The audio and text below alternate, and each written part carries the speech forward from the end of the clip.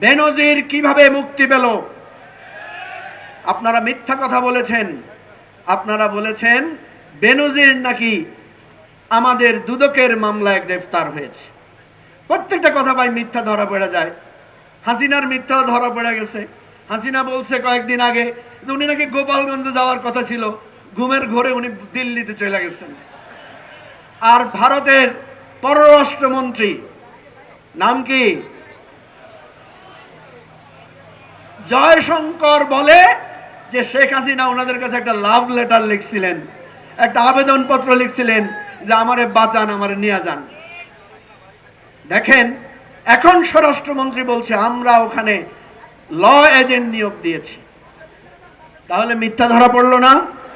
ওনারা যে আমাদেরকে বলেছেন বেনজিরকে আনবেন, আনার ব্যবস্থা হচ্ছে, সব সত্য না মিথ্যা? সুতরাং এই আপোষকামী মিথ্যাবাদী রাজনীতি দিয়ে কোনো কিছু হবে না। গণভোট এবং জাতীয় নির্বাচন দুইটা ছিল যমজ ভাই, একদিনে হয়েছে, হয় নাই?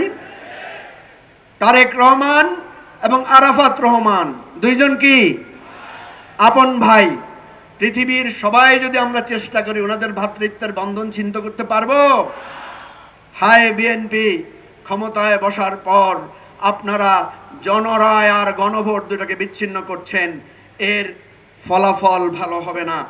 সবশেষ কথা বলি, জুলাই ছিল, জুলাই আছে, জুলাই চলবে। লড়াই অতীতে করেছি, রক্ত দিয়েছি। আমাদের মধ্যে যত বিভেদ থাকুক, গণতন্ত্রের জন্য, লাল সবুজের পতাকার জন্য জুলাই আমাদেরকে যুগে যুগে পথ দেখাবে এবং লড়াইয়ের জন্য প্রস্তুত করবে। আবু সাঈদ মুগ্ধ।